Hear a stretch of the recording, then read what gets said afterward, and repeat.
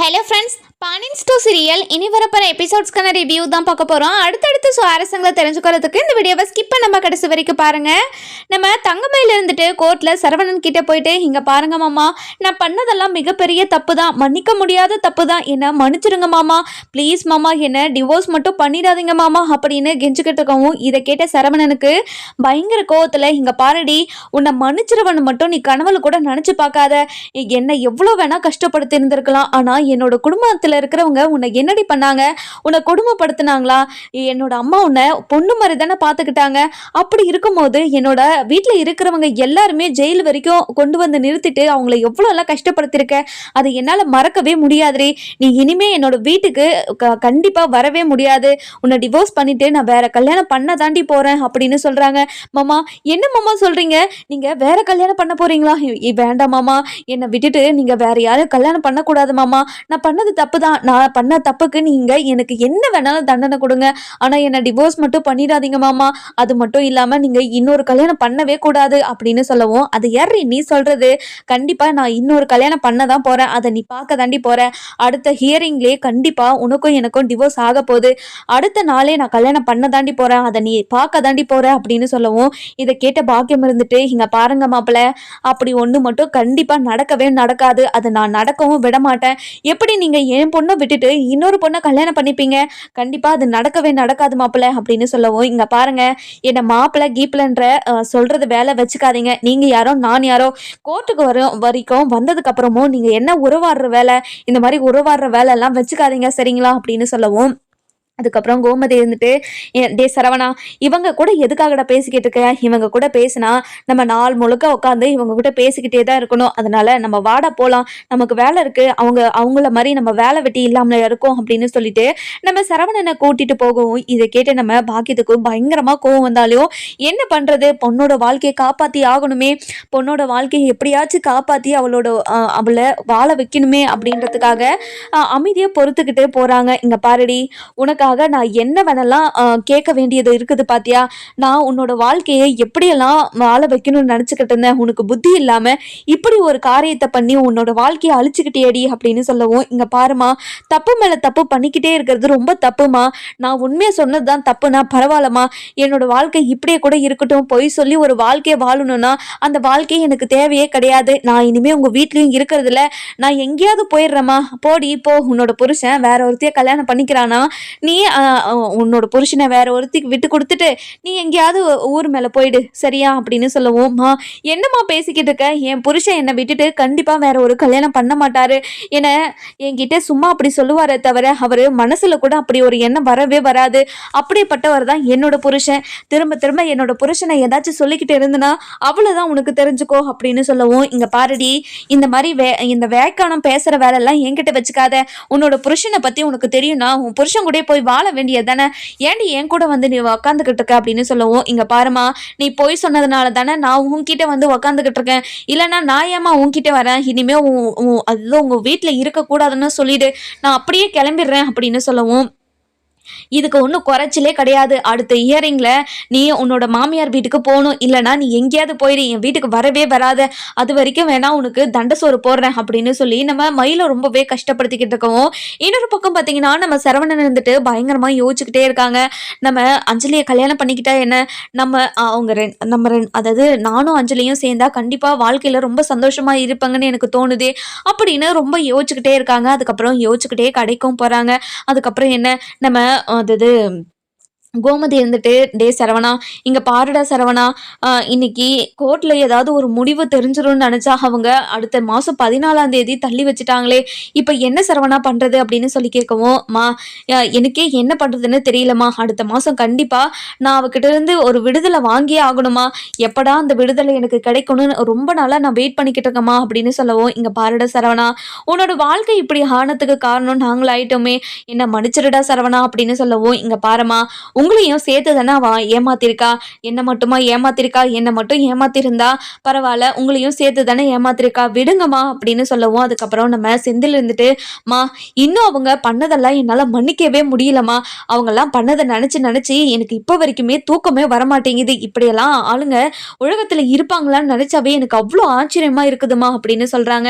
இதை கேட்டுட்டு நம்ம கோமதி இருந்துட்டு, என்ன செந்தில் பண்றது, எப்படியோ ஆழம் தெரியாம காலை விட்டுட்டு நாம இப்போ தவிச்சுக்கிட்டு இருக்கோம். இப்போ சரவணனோட வாழ்க்கை அவகிட்ட இருந்து எப்படியாவது தப்பிச்சா போதுன்னு இருக்குது. ஆனா அவ இன்னும் எத்தனை நாளைக்கு இழுக்கடிச்சுக்கிட்டு இருக்கான்னு தெரியலையே அப்படின்னு ரொம்பவே வருத்தப்பட்டு பேசிக்கிட்டு இருக்கவும், அதுக்கப்புறம் நம்ம சரவணன் இருந்துட்டு கடைக்கு போடுறாங்க. சரிங்கம்மா, நான் கடைக்கு போறேன். நீங்க செந்தில், நீ அம்மாவை கூட்டிட்டு போய் வீட்டுல விட்டுட்டு அப்படியே போயிடுறியா? நான் இப்படியே கடைக்கு போறேன். கடையில நிறைய வேலை இருக்கு, அதனால நான் கடைக்கு கிளம்பிடுறேன் அப்படின்னு சொல்றாங்க. சரிங்கண்ணே, நான் பார்த்துக்கிறேன், நீங்க போயிட்டு வேலையை பாருங்க அப்படின்னு சொல்லிட்டு சொல்லிடுறாங்க. அதுக்கப்புறம் நம்ம செந்தில் இருந்துட்டு கோமதியை வீட்டில் எடுத்துட்டு போய் விட்டுட்டு வேலைக்கு போயிடுறாரு. இந்த பக்கம் பார்த்தீங்கன்னா நம்ம சரவணன் ரொம்பவே யோசனையோட கடைக்கு போறாரு. கடைக்கு போன உடனே நம்ம பாண்டியன் இருந்துட்டு அதாவது சரவணனை பார்த்துட்டு, சரவணா என்னடா சொன்னாங்க கோர்ட்ல அப்படின்னு சொல்லி கேட்கவும், ஆனா சரவணன் எந்த ஒரு பதிலுமே சொல்லாம அமைதியாவே இருக்காரு. இதை பார்த்துட்டு நம்ம பாண்டியனுக்கு ஒரு மாதிரி ஷாக்கிங் ஆயிடுது.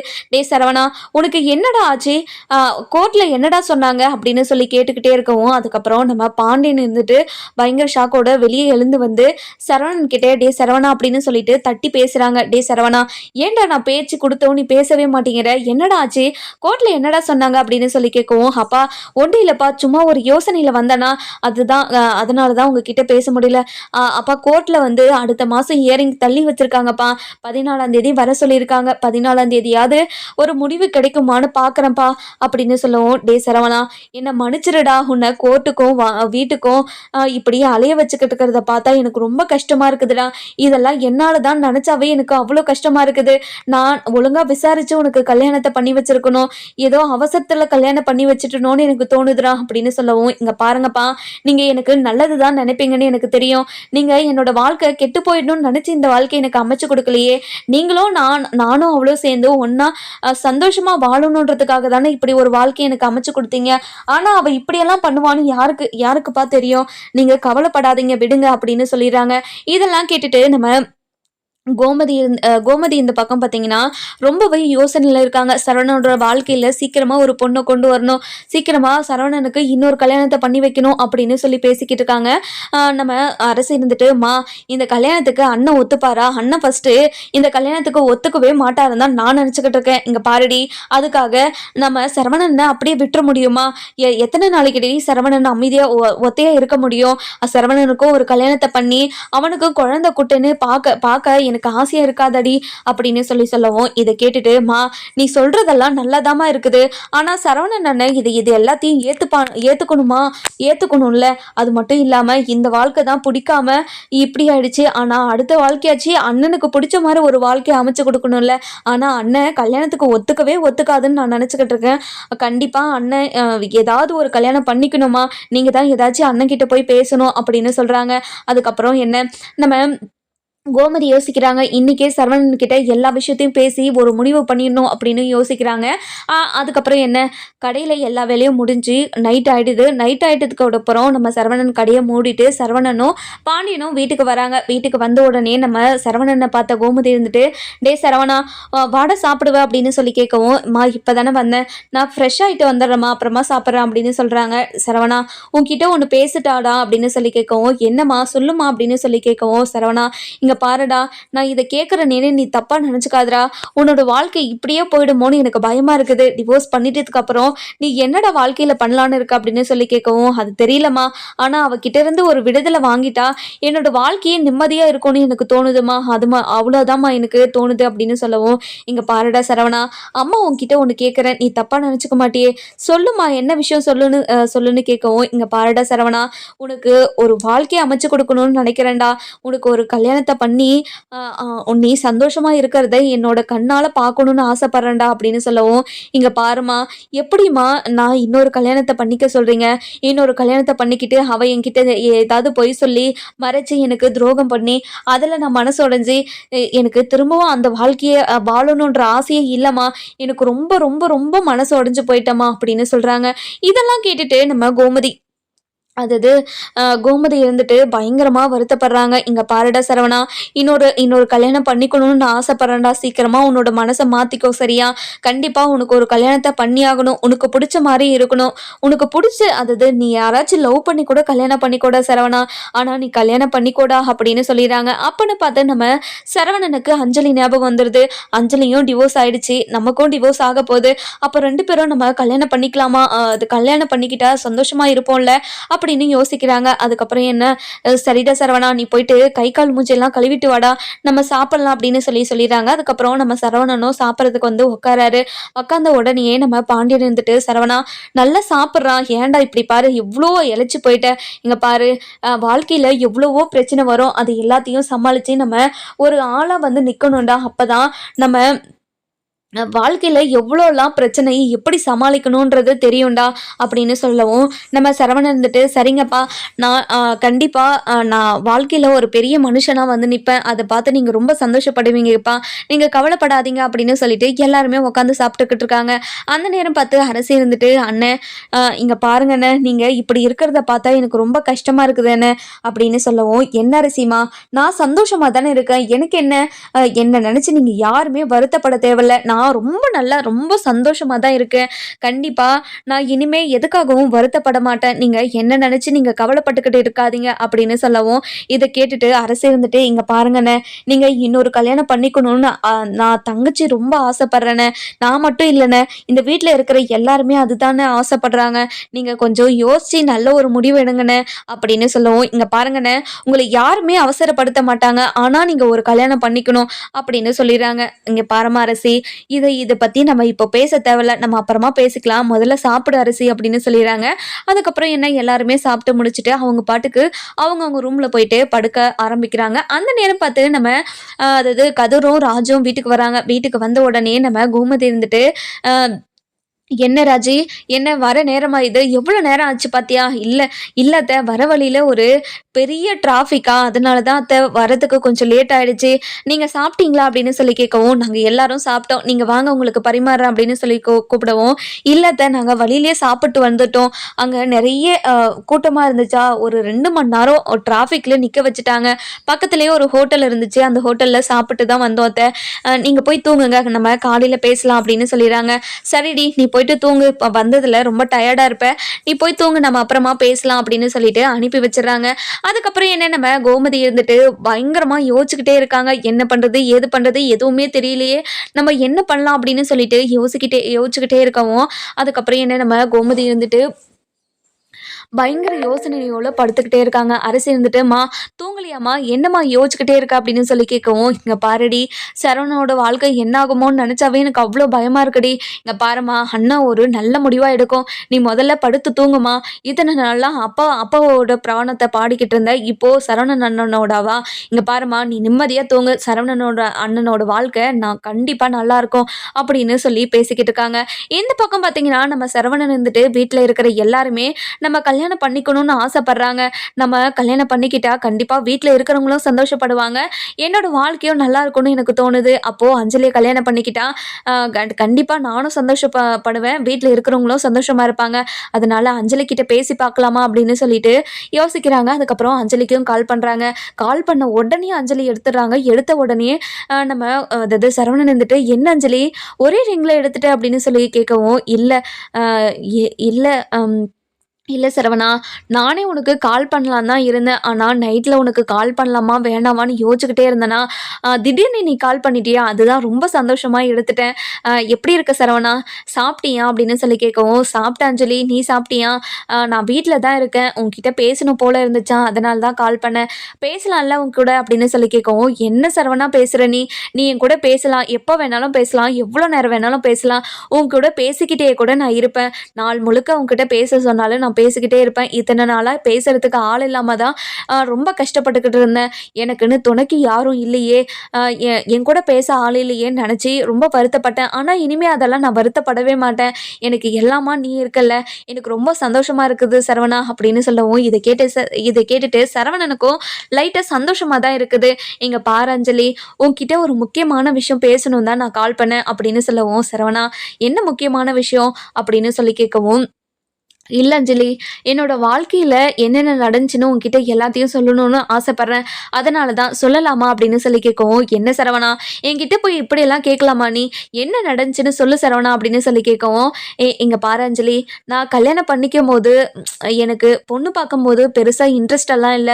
அப்ப வரைக்கும் நான் உன்னோட ஞாபகத்துல மட்டும் தான் இருந்தேன். பொண்ணு பார்த்துட்டு வந்ததுக்கப்புறம் அ அவ அதாவது அந்த பொண்ணோட பேரு அதாவது தங்கமயில். அவ அவ வந்து என்ன மொத்தமா மாத்திட்டா. உன்னோட ஞாபகம் துள்ளி கூட வராதபடி மாத்திட்டா. அ அவ தான் உலகம், எல்லாமே அவ தான் அப்படின்னு நெனச்சுக்கிட்டு இருந்தேன். எனக்கு கல்யாணமும் ஆச்சு. கல்யாணம் ஆகி கொஞ்ச நாள் ரொம்ப சந்தோஷமா தான் இருந்தேன். கொஞ்ச நாள் போக போக அவ என்கிட்ட ஒரு பொய் அதாவது பல பொய்ய என்கிட்ட இருந்து மறைச்சிருக்கா. அந்த பொய்ய ஒவ்வொன்னா எனக்கு தெரிய வர வர அவ மேல இருக்கிற அன்பு எதுவுமே இல்லாம போயிடுச்சு.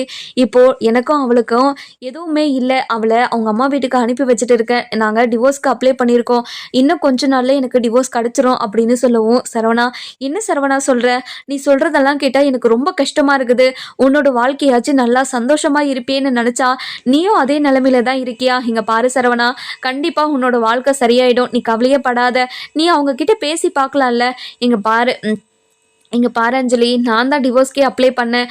இப்படி ஒரு பொய்க்காரி கூடயும், என்ன சந்தேகப்படுற கூடயும், அது மட்டும் இல்லாம என்ன கஷ்டப்படுத்தாம வீட்ல இருக்கிறவங்க ஒட்டுமொத்த பேரையும் அவ ரொம்ப கஷ்டப்படுத்தியிருக்கா. அதனால கண்டிப்பா இனிமேலும் அவ கூட சேர்ந்து வாழ்வேணுன்ற எண்ணம் எனக்கு வரவே வராது அப்படின்னு சொல்லவும், இதெல்லாம் கேட்ட நம்ம அஞ்சலி இருந்துட்டு, "சரவணா, இப்படி ஒரு உன்னோட வாழ்க்கையில இப்படி ஒரு சோகம் இருக்கும்னு நான் நெனச்சு கூட பார்க்கல சரவணா.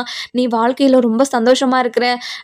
அதாவது கல்யாணம் பண்ணிக்கிட்டு கல்யாணோட வாழ்க்கையில நீ முழுசா இருக்கிறன்னு நினைச்சு நான் ரொம்ப சந்தோஷப்பட்டேன். ஆனா உன்னோட வாழ்க்கையில இப்படி ஒரு கஷ்டம் இருக்கிறத நினைச்சாவே எனக்கு அவ்வளோ கஷ்டமா இருக்குது சரவணா" அப்படின்னு சொல்லவும், இதை கேட்டுட்டு நம்ம சரவணனும், "இங்க பாரு அஞ்சலி, நான் உன்னை கல்யாணம் பண்ணியிருந்தா கண்டிப்பா ரொம்ப சந்தோஷமா இருந்திருப்பேன். நீயும் எங்க வீட்ல இருக்கிறவங்க யாருமே நீ கஷ்டப்படுத்தியிருக்க மாட்ட.